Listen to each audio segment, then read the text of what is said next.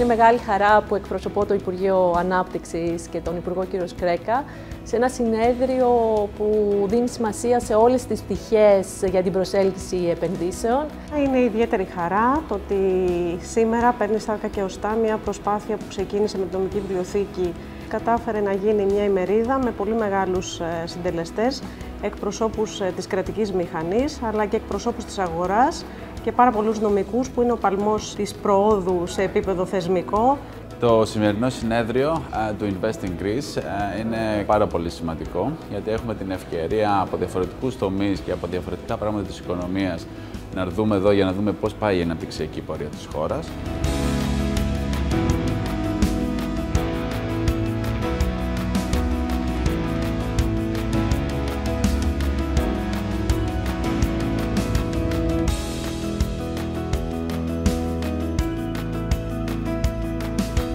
Ευχαριστώ πολύ την Νομική Βιβλιοθήκη καταρχάς για αυτή την τιμητική πρόσκληση για το πρώτο συνέδριο Invest in Greece.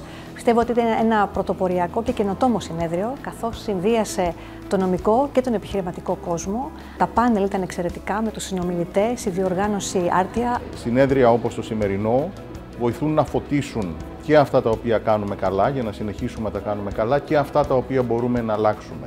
Το συνέδριο δημιούργησε διάλογο, επίσης σκέψεις που θα είναι γόνιμες συνέχεια.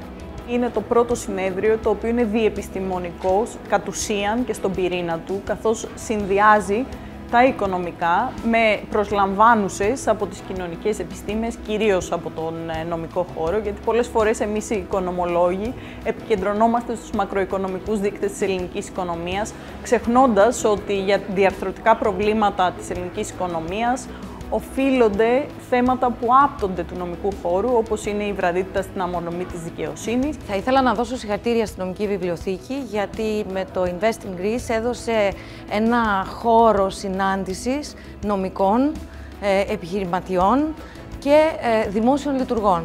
Νομίζω ότι αυτό το συνέδριο και η σύνθεσή του με την προσπάθεια της Νομικής Βιβλιοθήκης στα διάφορα πάνελ δίνει πραγματικά όλα τα στοιχεία αυτά τα οποία χρειάζονται για την περαιτέρω πρόοδο της ελληνικής οικονομίας.